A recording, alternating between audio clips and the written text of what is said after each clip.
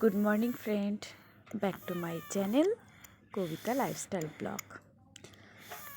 সকালবেলা 5:30 নাগাদ উঠে পড়লাম। উঠে আগেই চা বানাতে হয়, তো সকালবেলা উঠেই রান্নাঘরটা ঝাড়ু দিয়েই চা বানালাম। কারণ আমার শ্বশুরমশাই চান হয়ে গেছে, শাশুড়ি সমস্ত কাজ হয়ে গেছে, বাসি কাজ সারা হয়ে গেছে, তারা এখন চায়ের জন্য বসে আছে। তো আমি ঝটপট চাটা বানিয়ে নিলাম, নিয়ে তাদের জন্য এই এক গ্লাস চা বানিয়ে তারপরে তাদেরকে দিয়ে আসবো। দেওয়ার পরে তারপরে বাকি কাজগুলো আমারও আছে। আমাদের বাড়িতে কাজ সব ভাগ করা, যে যার কাজ সময় মতো করে নেয়। তো আমার কাজ হলো সকালবেলা উঠেই চা বানানো। চাটা দিয়ে দিলাম। আর যেহেতু আজকে শনিবার, তো 2 পিস মাছ রয়ে গেছিলো, ওটা জাল দিয়ে রেখে দিয়েছি। আমি তো আর খাবো না, আমার শাশুড়ি মাও খাবে না। আমার শাশুড়ি মা মাছ, মাংস, ডিম, পেঁয়াজ, রসুন কিছুই খায় না, শ্বশুরমশাই খেয়ে নেবে। আর আমার হাজব্যান্ড এই মাছগুলো অতটা পছন্দ করে না দেখে খায়নি।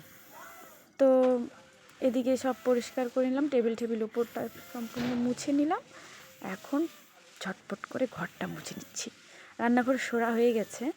আর আমার শাশুড়ি মা সকালবেলা কি বারান্দাগুলো বাইরের সাইডটা সম্পূর্ণ মুছে রেখে দেয়, কারণ উনি অনেক সকালে ওঠে তো, আর উনি কাজ করতে অনেক ভালোবাসে, বসে থাকতে একদমই পছন্দ করে না। তো দেখতেই পেলে তোমরা, ঘরের ভিতরটা শুধু মুছবো, বাইরটা কিন্তু মুছবো না। বারান্দাটা আমার শাশুড়ি মা আগেই মুছে নিয়েছে। ঘরটা মুছে নিলাম। আবার আমার মেয়ের না প্রচণ্ড শরীর খারাপ, সর্দি, জ্বর, কাশি, 3টে একসাথে। আগের দিন রাত্রেবেলা অনেক জ্বালিয়েছে, কিন্তু পরের দিন আমি ওষুধ এনেছি, ওষুধ খাইয়েছি, এখন মোটামুটি ভালোই আছে। ঘরটা মুছে উনুনের ছাই ফেলে তারপরে আবার ওখান থেকে ছাই ফেলে একটু গোবর নিয়ে আসলাম পাশের বাড়ি বৌদি বাড়ির থেকে। যেহেতু আজকে শনিবার চেলে দিবে না, এই জন্য না বলেই নিয়ে আসলাম। একটু গোবর, একটু মাটি দিয়ে উনুনের পাড়টা লেপার জন্য।